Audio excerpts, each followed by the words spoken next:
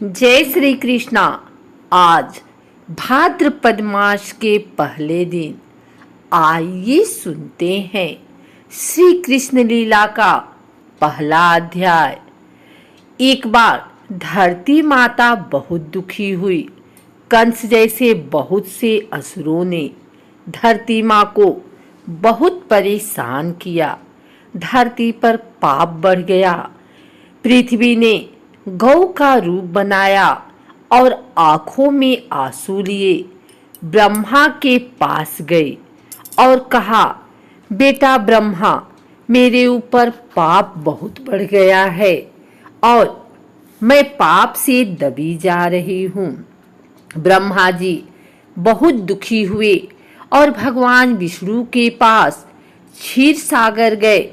ब्रह्मा जी के साथ सारे देवता और भगवान शिव भी थे।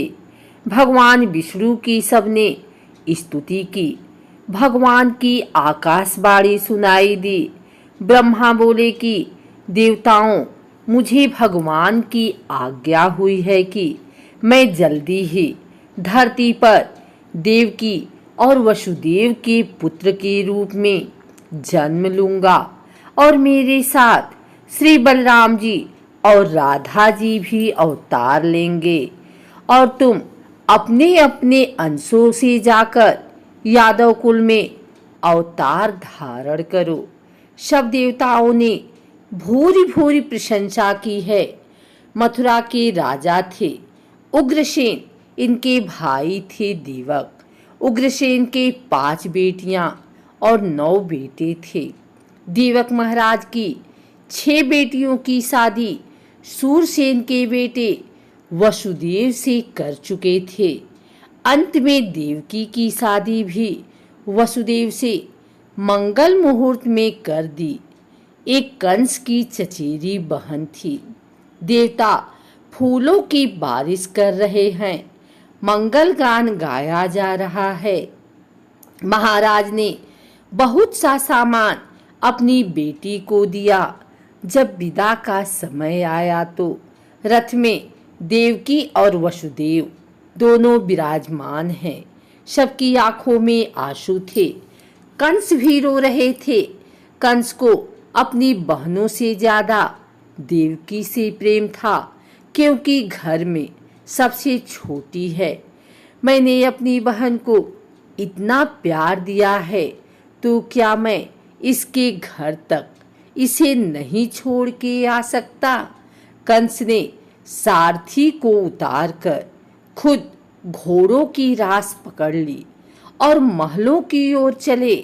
जब बीच राजपथ पर पहुंचे तो आकाशवाणी हुई, अरे कंस, जिस बहन को इतना लाड़ प्यार से विदा कर रहा है, इसी की 8वीं संतान तेरा काल बनेगा।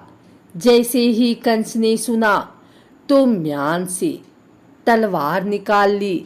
जब वसुदेव ने देखा तो कहा, कंस, आकाशवाणी की आवाज मैंने भी सुनी है। देखो कंस, जिस दिन संसार में जीव पैदा होता है उसी दिन मौत भी निश्चित हो जाती है।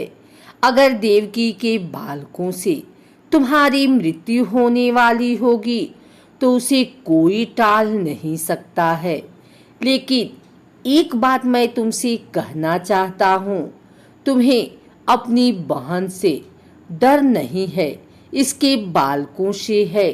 तो मैं आज प्रतिज्ञा करता हूँ, जितने भी देवकी के बालक होंगे सब लाकर तुम्हें दे दूंगा।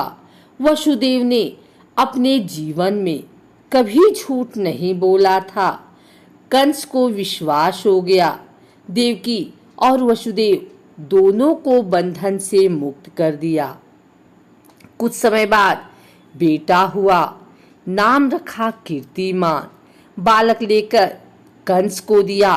कंस ने कहा कि मुझे इस बालक से डर नहीं है, 8वें से है, तुम ले जाओ इसे।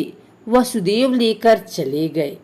नारद ने सोचा कि अगर कंस जैसे पापी के मन में दया आ गई तो भगवान का अवतार कैसे होगा।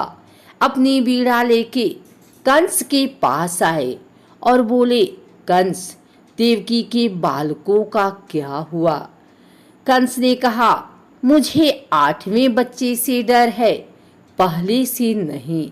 नारद ने 8 दानों की माला लेकर कंस के हाथ में दी और कहा, दाने गिनो। कंस ने कहा, इसमें 8 मन का दाने हैं। अब आप पहले मन के से नहीं, दूसरे से गिनती शुरू करो और पहले वाले को अंत में गिनना। जब कंस ने गिना तो पहले वाला 8वें नंबर पर आया। फिर नारद बोले कि अब तीसरे मनके को पहले नंबर से गिनो और दूसरे को अंत में गिनना। इस तरह से नारद ने प्रत्येक माला के मनके को 8वां बना के दिखाया। कंस बोले कि आप क्या बच्चों वाला खेल खिला रहे हैं, मेरी समझ में कुछ नहीं आ रहा है। नारद बोले कि कंस, यही मैं समझा रहा हूँ। जैसे इस माला का प्रत्येक दाना 8वां है, वैसे ही हर बालक में भगवान का वास है। नारद जी कभी बच्चों को मारने की शिक्षा नहीं देंगे, लेकिन कंस की बुद्धि जड़ है, हर बार उल्टा ही सोचती है। कंस के मन में आया, देवकी का हर बालक 8वां है और तेरा काल है। फिर नारद जी चले गए। देवकी के 6 बालक हुए। कंस ने सभी को मरवा दिया। देवकी और वसुदेव को कारागार में बंद करवा दिया। भगवान ने योग माया को 7वां बालक बनने की आज्ञा दी और कहा, तुम देवकी के 7वें गर्भ का आकर्षण करो और रोहिणी जी के गर्भ में डाल दो और नंदगांव में जाओ और यशोदा के गर्भ से पुत्री बनकर जन्म लेना। तुम्हारी दुर्गा के रूप में पूजा होगी। कंस को पता चला तो हंसने लगा और कहा कि चलो अच्छा हुआ, मुझे मारना ही नहीं पड़ा, खुद ही गर्भ नष्ट हो गया। कंस को पता चला कि अब मेरा काल आने वाला है, तो चतुरंगिणी सेना खड़ी कर दी। हाथी, घोड़े, पैदल और रथ। देवकी के गर्भ में भगवान आके साक्षात विराजे। देवताओं ने स्तुति की, प्रभु आप ही सत्य हैं, बड़ा सुंदर समय आया है।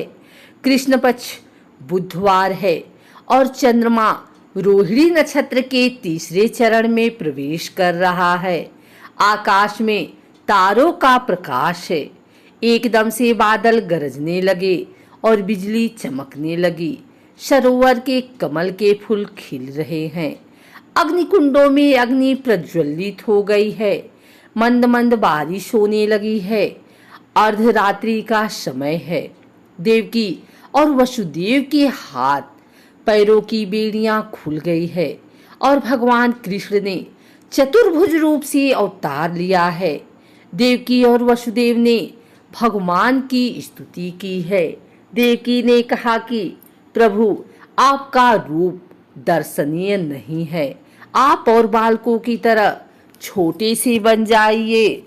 भगवान ने छोटे से बाल कृष्ण बन के माँ की गोद में विराजमान हो गए। सुंदर टोकरी है, उसमें मखमल के गद्दे लगे हुए हैं। भगवान की प्रेरणा हुई कि आप मुझे गोकुल में छोड़ आइए और वहां से कन्या को लेकर आइए। वसुदेव चल दिए हैं। कारागार के द्वार अपने आप खुल गए और सभी सैनिक बेहोश हो गए। रास्ते में यमुना नदी आई है।